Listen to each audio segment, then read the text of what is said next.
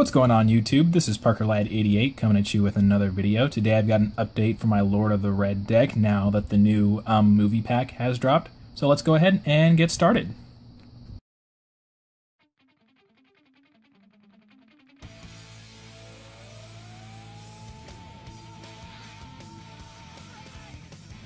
Alright guys, so we're going to go ahead and get started with our main deck. The first thing we want to do is run our 3 copies of Lord of the Red. Since he is the big boss monster on campus, our main monster, we're going to run 3 of him. So he's your popper guy. Every time your opponent activates a card or an effect, you can pop a monster or you can pop a spell trap. He gets both those effects. It's really easier to understand if you just read the card, but basically I get to pop up to 2 things during either player's turn. It's really good for control. Next up, we have a new addition in the form of Blue Eyes Chaos Max Dragon. So now that this guy is out, I don't need a More Factor Pain anymore. This is a retarded monster. 4,000 attack. It's a level 8 monster, so it synergizes perfectly with this deck. Can't be targeted by card effects or destroyed by card effects. So basically, it's like a giant Cosmo ship that way. And it does double piercing, so it's like, if you want to try and defend yourself, he just punishes you for that by trying to throw things in defense mode. So you need to make sure you really understand this guy and read him very carefully before you decide what you want to do next, because he can end games really quick. So he is the replacement for a More Factor Psycho Pain guy. Then we have our same Heretic engine with our 3 8-star balls. We have the 2 Tefnuits and the 2 Essets, the main guys that we use in order to go for our rank 8 plays. Moving into our Ritual engine, we have 3 copies of Manju. We have 2 copies of Sonic Bird, because I feel like I have a harder time getting my Ritual spells than my Ritual monsters, but we still have the 1 Senju for that, and that does it for all of our monsters.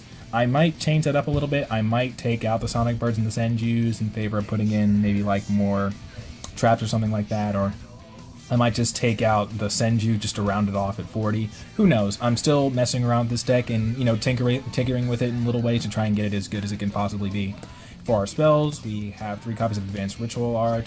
We have 2 copies of the spell that we need for Lord of the Red in the form of Red Eyes Transmigration, so that we can search it with pre-preparation of rites, of which we run 2. I don't like running 3 in this deck, because if I draw into one of my transmigrations, then I have to worry about having 2 other dead ritual spells in my deck, and I'm not about that.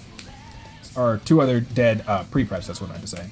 We have 3 copies of Heretic Sealed Convocation in order to search out whatever heretics that we need, because the heretics get triggered off of the ritual spells. Let's just, you know, go for rank 8 plays.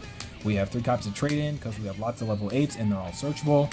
We have 2 copies of Return of the Dragon Lords in order to replace our Fulfillment of Contract, Monster Reborn, and Protection. Then we have 2 MSTs in order for background removal. I know that Lord of the Red can do that on its own, but they're just some things I want to try and avoid, so we run the MSTs. I can't run Twin Twister because even though I can get back Lord of the Red with pre-preparation of rights, I just don't have a lot of discard fodder that I can actually plus off of, so I'd just rather not. So that does it for our spells.